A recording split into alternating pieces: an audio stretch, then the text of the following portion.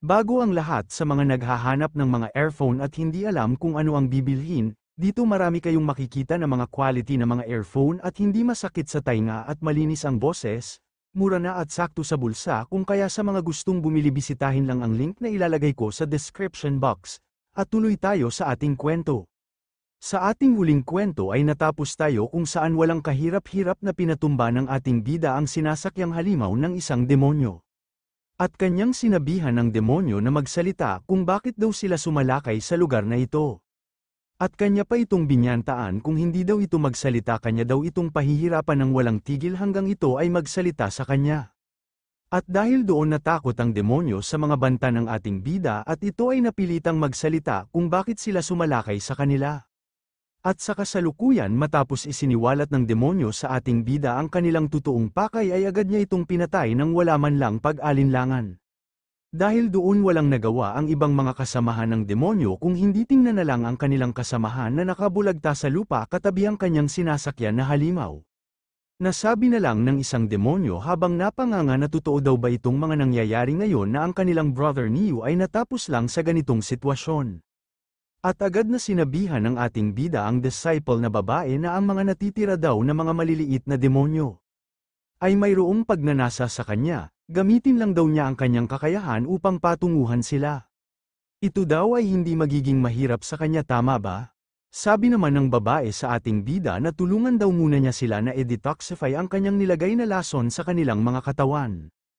At agad na hinagis ng ating bida ang gamot sa kanilang lason at sabay sabi sa kanila na siya daw ay si Chu Ziyu ay hindi umaatres sa kanyang mga pangako. At agad itong nagpaalam sa kanilang lima, sabi pa niya sa kanilang lahat na siya daw ay si Chu Ziyu ay ililigtas muna ang kanyang sariling buhay kung kaya sila na daw ang bahala sa lahat at dinagdag pa niya na good luck daw sa kanilang lahat.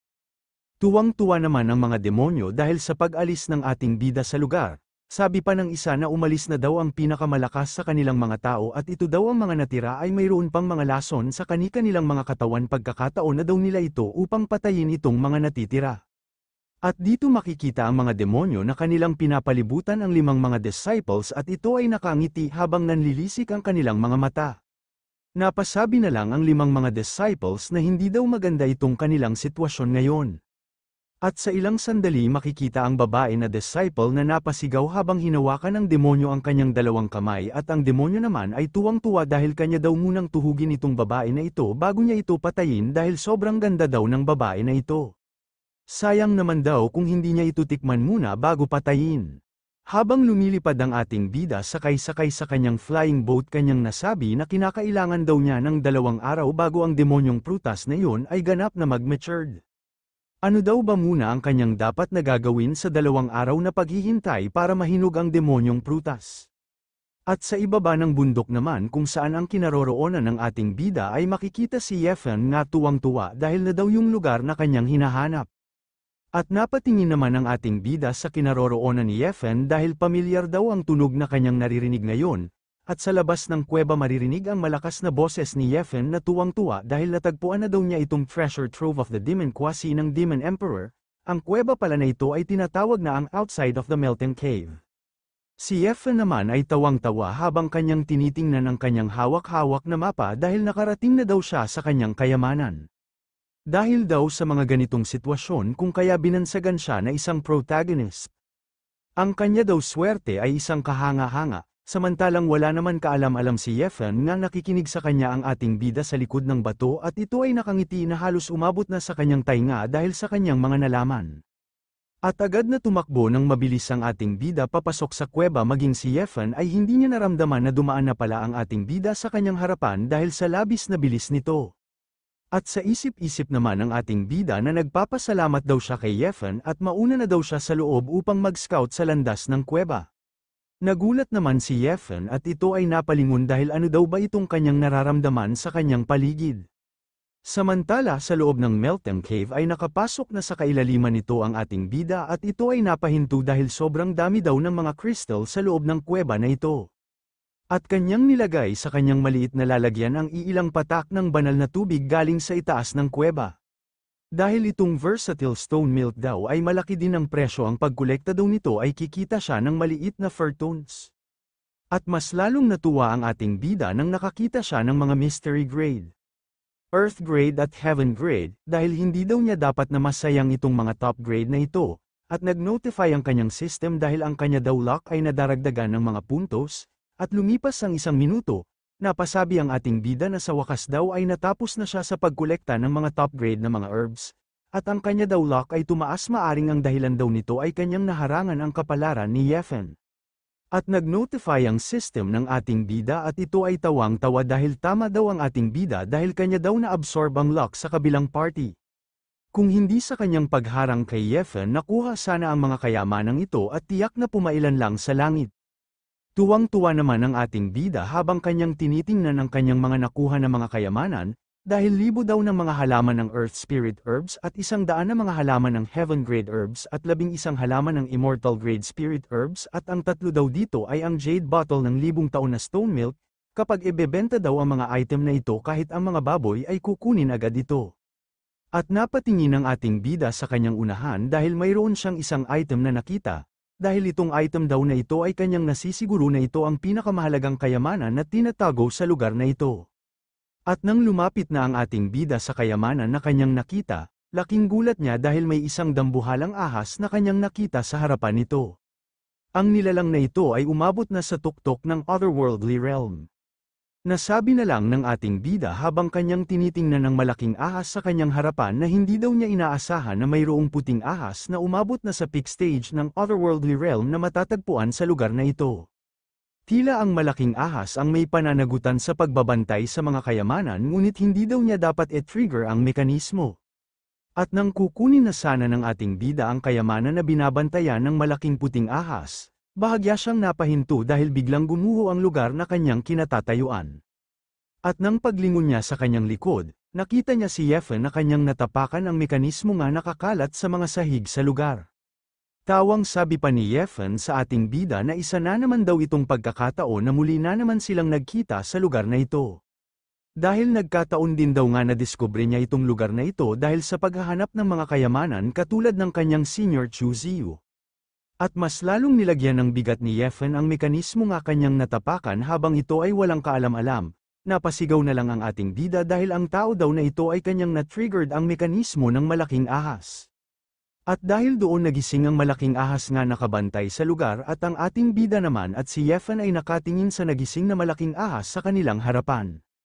At agad itong umatungal ng napakalakas sabay atake sa kanilang dalawa, habang ang ating bida naman ay ginamit niya ang kanyang buong bilis upang kunin ang item na binabantayan ng malaking puting ahas.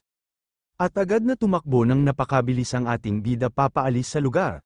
Samantalang si Yefen naman ay naiwan at ito ay napanganga dahil sa kanya natuon ang pansin ng malaking puting ahas. At pinakita sa eksena ang mga elder at peak leader ng Taisu Holy Ground na nag-cultivate sa isang lugar. At biglang sumigaw sa kanila ang isang matandang elder at ito ay mayroong masamang balita, sabi pa niya na isang bagay daw ang nakakatakot na nangyari. Dahil ang mga disciples token daw ng mga pumasok sa Demon's Secret Realm ay marami ang mga naglaho. Hindi naman makapaniwala si Meng Dai sa kanyang mga nalaman at agad niyang tinanong ang matandang elder na kung ilan daw ba lahat ang naglaho. Sabi naman ng matandang elder na 775 daw lahat-lahat ang biglang nawala. At agad na nilapitan ni Meng Dai ang matandang elder at may halong labis na pag-alala at kanya itong tinanong kung naglaho din daw ba ang token ng kanyang disciple. Sabi naman ng matanda na ang token daw ng kanyang disciple ay hindi kasama sa mga nawala. Sabi naman ni Meng Dai na mayroon daw malaking insidente ang nangyari doon sa loob ng Secret Realm at maraming mga disciples ang namatay, hindi pa daw ito nangyari sa mga nakalipas na taon. At sa isip-isip ni Meng Dai na kung bakit daw siya labis nag-alala sa kanyang manyakol na disciple dapat daw maging masaya siya kapag napatay ang kanyang disciple. Sabi naman ni Tai Suzy sa lahat na huwag daw silang mag-alala dahil gagamit daw siya ng illusory eye upang tingnan kung ano ang totoong mga nangyari doon sa loob ng Demon's Secret Realm. At makikita na nga na gumamit na ng spell si Tai Suzy upang tingnan ang totoong mga nangyari sa loob ng Demon's Secret Realm. Sa loob ng Demon's Secret Realm makikita ang mga illusory eye na ginamit ni Tai Suzy nga nakakalat sa buong bundok ng Demon's Secret Realm upang kanilang tingnan kung ano daw ba ang totoong mga nangyari sa loob. Agad din naman nakita ng ibang mga disciples ang illusory eye ni Tai Suzy, At nasabi ng dalawang disciple na ang bagay daw na yun ay ginagamit upang mag-observe sa Demon's Secret Realm galing doon sa labas. Ang mga demonyong mga halimaw naman ay napatingin sa kanilang itaas, dahil ang mga tao daw ba ay aatake na sa kanila. Ayaw pa daw niyang mamatay dito sa lugar na ito. Samantala nakita naman ng illusory eye ang leader ng mga demonyo nga nakatayo sa itaas ng bundok at kanyang pinangunahan ang kanyang mga alagad na mga demonyo dito sa Demon Race main stronghold. Tawang sabi naman ng leader ng mga demonyo habang kanyang tinitingnan ng illusory eye na huwag daw silang lahat mag-alala dahil wala daw pwede na makaatake sa kanila dito sa Demon's Secret Realm maging ang Saint King, at dinagdag pa niya na ang pwede lang daw magawa ng mga tao ay manood galing sa labas. Ang nilalang na ito ay tinatawag na Magic Shark na umabot na sa peak ng otherworldly realm. Ang mga tao daw sa labas ay manunood lang upang maging saksi kung paano nila uubusin ang mga disciples na pumasok dito sa Demon's Secret Realm. At sinigaw niya sa lahat na kanyang nasasakupan ng mga demonyo na simulan na daw nila ang pangangaso ng mga tao upang patayin. Ayon pa sa kanya habang hawak-hawak ang isang precious mirror na para sa kapakanan daw ng pag-alis sa kaharian na ito at para sa kapakanan ng pagbawi ng kanilang kalayaang pasulong, at ang mahalagang salamin daw na ito ay maaari daw talagang makaramdam ng isang bagay-bagay, ang kalahati daw ng salamin ay lumitaw kung makuha niya ang isa pang kalahati at kanyang pagsamahin ang mga ito at pagkatapos ay makakalusot na daw siya sa kaharian ng Dao Palace. At sa Taiso Square makikita ang mga disciples at ang mga elders nga nanunood sa pamamagitan ng illusory eye ni Taisu Zi. Nasambit na lang nila habang nanunood na ang mga demon clan daw ay talagang nagrebelde sa loob ng Demon's Secret Realm. Nasabi na lang ng isang babae na disciple habang nanunood na kung paano daw naabot ng demonyo na iyon ang pinnacle ng Bardo Realm, wala na daw itong hangganan doon sa loob ng Demon's Secret Realm. Nagtanong naman si Meng Dai kay Taisu Zi, na sa ilalim daw ng control ng mga banal na Panginoon dapat ba daw nila na maagang i-activate ang teleportation portal sa lihim na kaharian upang hayaan ang mga disciple na makabalik ng maaga. At sinabihan lang naman ni Taisu Zi kung ano daw ba ang problema sa kanya, masyado ba daw siyang nag-alala sa kanyang disciple doon sa loob ng Demon's Secret Realm. Si Meng Dai naman matapos kanyang narinig ang mga sinabi sa kanya ni Taisu Zi ay hindi na alam kung ano ang kanyang dapat na isasagot sa mga sinabi sa kanya. At inis na kanyang sinabihan si Taisu Zi na hindi naman daw siya nag-alala sa kanyang disciple bagkus nag-alala siya sa ibang mga disciples. Ayon naman ni Taisu Zi kay Meng Dai na huwag daw itong mag-alala dahil may inayos na daw siya sa loob ng 2 araw. Dahil ang portal ng teleportasyon ay makakakonekta na sa lihim na daanan ng kaharian. Sabi naman ni Elder Mufeiyan na kung hindi daw makakatagal ng 2 araw ang mga disciples ay talagang ito ay nakakadismaya. Makikita naman sa mukha ni Meng Dai na masyadong nag-alala sa ating bida at nagtataka daw siya kung nasaan na ang kanyang disciple at kung ano na daw ang ginagawa niya doon sa loob ng Demon's Secret Realm. At biglang nagbago ang kanyang iniisip dahil mas mainam daw na lamunin na lang ang kanyang manyakol na disciple ng isang demonic beast. At dako naman tayo sa loob ng desolate Demon's Secret Realm, dito makikita ang mga demonyong halimaw na mayroong hinahabol na 2 disciples.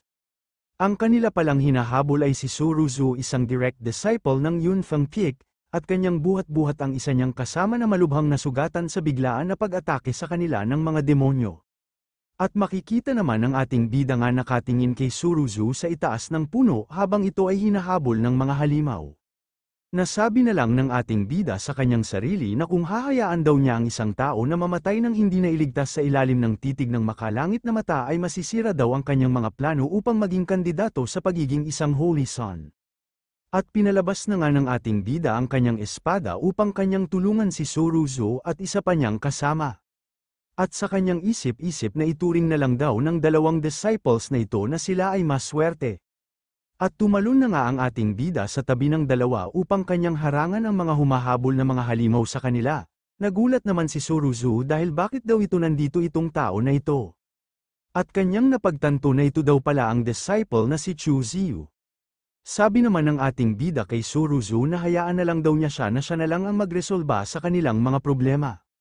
Nasabi na lang ni Suruzu habang hindi pa rin makapaniwala na tinulungan siya ng ating bida, na narinig daw niya sa mga sabi-sabi na itong tao daw na ito na si Chu Ziyu ay kanyang na-break ang record ng Taisu Divine Tower. Ngunit ang kanya daw pinagtataka ay nasa peak lang ng Wheel of the Sea Realm si Chu Ziyu, habang ang mga pinakamahinang angkan naman ng mga demonyo ay umabot na sa peak ng Divine Bridge Realm. At umatake na nga ang ating bida sa mga demonyo nang wala man lang halong pag-alinlangan, at si Suruzu naman ay nagtataka kung bakit walang halong pagkabahala si Chu Ziyu. At sa isip-isip naman ng ating bida na hindi daw siya matatalo ng mga grupong ito na mga demonyo. Naglalakad lang sila patungo sa kanilang kamatayan. Sinigawan ni Suruzu ang ating bida na huwag daw ipagpatuloy ni Chu Ziyu ang kanyang binabalak dahil masasawi lang siya kapag kanyang inatake ang mga demonyo ng sabay-sabay. Ngunit nanlaki ang mga mata ni Suruzu at hindi makapaniwala sa kanyang nakikita sa kanyang harapan. Dahil pala ang mga demonyo ay madali lang pinagtataga ng ating bida gamit ang kanyang espada nang wala man lang kahirap-hirap. Makikita naman ng ating bida na hindi man lang pinapawisan sa pagpatay ng mga demonyo ng sabay-sabay. Matapos ay maangas nga nakatayo ang ating bida sa harapan ng mga demonyo na wala ng mga buhay sa kanyang harapan. Nasabi na lang ni Suruzu sa kanyang sarili habang natulala, na ang combat power daw ni Senior Chu Ziyu ay sobrang lakas. Kahit daw nasabihin na siya ang reincarnation ng isang demon god, ngunit ito pa rin ay pangmamalabis. Agad naman nagtanong ang ating bida kay Suruzu kung ayos lang daw ba ito. Agad naman nagpasalamat si Suruzu sa ating bida sa kanyang pag-rescue sa kanila. Siya daw ay lubos nga nagpapasalamat sa kanya. At mayroong nilabas na isang gamot ang ating bida sa kanyang kamay, ito ay ang Earth Essence Divine Reishi.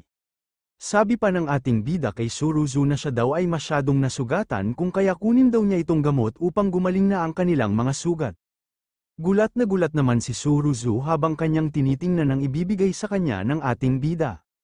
Ayon pa sa kanya huwag daw itong magsalita ng ganito dahil ang mahalagang gamot na ito ay napakahalaga, ito daw ay hindi niya matatanggap. At sambit naman ng ating bida sa kanya na mangyaring huwag maging magalang sa sitwasyon na ito. Ang mapanghimagsik na angkan ng demonyo ay kritikal ngayon kung hindi mo mabilis nagagaling ang iyong mga sugat maaaring may malaking panganib kung hindi mo iniisip ang iyong sarili at least yung isipin ang iyong kapatid na babae. At kung anuman ibalik mo na lang ang gamot na ito kapag makalabas na sila sa lugar na ito. Dahil doon tinanggap na ni Suruzu ang ibinigay na gamot ng ating bida at kanyang sinabihan ang ating bida na lubos daw siyang nagpapasalamat dahil dito, at sisiguruhin daw niya na mababayaran niya siya kapag nakaligtas siya dito sa Demon's Secret Realm. At dagdag pa ni Suruzu sa ating bida na mapapansin ng labas ng mundo ang kaguluhan dito sa lihim na kaharian at tiyak na sisimulan muli ang teleportation portal upang hayaan ang lahat na umalis. Ang aking junior sister ay kahit na uminom siya ng gamot ngayon ay magtatagal pa rin upang ganap na gumaling siya. Mas mabuti daw na pumunta na lang sila sa teleportation square at doon hintayin ang portal na mag-restart. At tanong pa niya sa ating bida na kung gusto daw ba niya na sumama sa kanila papunta doon. Saad naman ng ating bida kay Suruzu na hindi daw siya sasama sa kanila dahil mayroon pa daw siyang mahalagang bagay na pupuntahan kung kaya dito na daw sila maghihiwalay ngayon. At sa isip-isip naman ng ating bida habang kanyang tinitingnan ang kanyang item na stone mirror, na ang kalahati daw na piraso ng stone mirror na kanyang hawak-hawak ngayon ay mas lalong umaalingaw-ngaw. Upang maging ligtas siya ipinapayo niya sa kanyang sarili na alisin niya ang kaluluwang sanggol na demonyong prutas at maghintay ng pagkakataon na mapahusay ang kanyang cultivation sa lalong madaling panahon. Sa labas naman sa Taisu Holy Ground makikita ang mga disciples at ang mga elders nga masyadong humahanga sa kabayanihan ng ating bida, saad pa nila na si Chu Ziyu daw ay kahanga-hanga dahil walang kahirap-hirap na kanyang pinatay ang isang grupo ng mga demonyo. At mayroon pa daw itong nilabas sa kanyang kamay na isang Earth Essence Divine Medicine at kanya lang ibinigay, yun daw ay nakakainggit. Ang mga babae naman na mga disciples na nanunood sa kabaitan ng ating bida ay kinikilig dahil sa tingin daw nila na si Senior Brother Chu Ziyu at si Senior Sister Suruzu ay mayroong malalim na relasyon, sila daw ay bagay sa isa't isa. Nagsalita naman si Tai Zuzi at ito ay natuwa dahil si Chu Ziyu daw ay mabait at talentado. Ang kanya daw pagganap sa lihim na kaharian ay kahanga-hanga. Si Meng Dai naman ay nabigla sa labis na papuri ni Tai Zuzi sa kanyang minamahal na disciple. At masyado namang napaisip si Meng Dai dahil kahit anong pilit niyang kamuhiin ang kanyang manyakol na disciple pero hindi pa rin daw ito maalis sa kanyang puso. Ano daw ba itong kanyang nararamdaman sa kanyang manyakol na disciple, bakit daw siya masyadong nag-alala sa kanya? At dako naman tayo sa Desolate Mountain sa loob ng Secret Realm sa Yinmu Mountain. Dito makikita ang demon fruit at sa ibaba nito ay mayroong dalawang disciple na akma na itong pitasin. Saad pa nila kapag nakuha na daw nila itong demon fruit ang kanila daw cultivation ay mag-advance sa divine manifestation realm sa isa lang na iglap. At bigla mayroong narinig ang isang disciple na naglalakad papalapit sa kanila. Ito pala ay ang ating bida nga nakangiti habang kanyang tinitingnan ng dalawang disciple, saad pa ng dalawa na disciple na sino daw ito, siya ba daw ay si Chu Ziyu. Sabi pa ng ating bida sa dalawa na silang dalawa daw ay talagang nakilala siya. Ano daw ba ang kanilang ginagawa sa lugar na ito? At gumamit ng sound transmission ang dalawa saad pa nila sa isa't isa na ang demonic aura daw sa lugar na ito ay masyadong mabigat, masyado daw napakadelikado kung pipitasin nila ang demonyong prutas na nagmamadali, mas mabuti daw nandito si Chu Ziyu hayaan daw muna nila siya na pitasin ng demonyong prutas, at kanila na lang itong kukunin pagkatapos. Sumagot naman ng isang hangal na disciple na maganda daw na idea ang kanyang naisip matapos daw pitasin ni Chu Ziyu ang demonyong prutas sabay-sabay daw nila itong atakihin, malabo daw na manalo ang isa laban sa dalawa, pero hanggang dito lang muna ang ating video please like and subscribe kapag nagustuhan ninyo ang ating video.